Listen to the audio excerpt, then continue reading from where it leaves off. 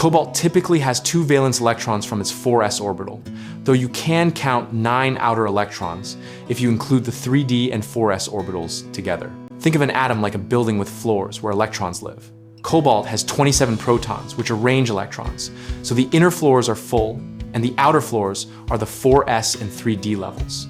The simple way chemists talk about valence electrons for cobalt is to look at the 4s level, which has 2 electrons ready to participate in bonding, so cobalt is often said to have 2 valence electrons.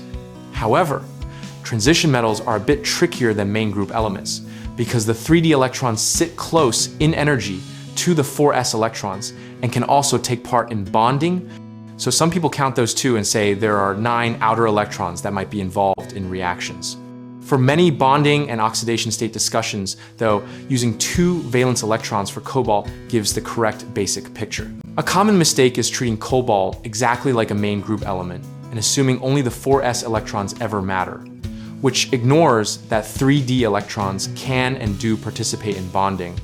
Remember that transition metal chemistry is flexible, so check the context to know whether to count just the 4s electrons or include the 3d electrons. Another misconception is counting electron configurations without writing them out first, which leads to off-by-1 errors.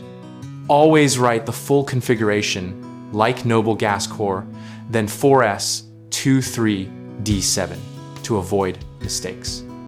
A short tip is to say 2 valence electrons when you need a simple answer for bonding behavior, and mention the possible involvement of the 3d electrons when discussing oxidation states or coordination chemistry. For more videos and resources about transition metals and valence electrons, visit www.gumballdegree.com.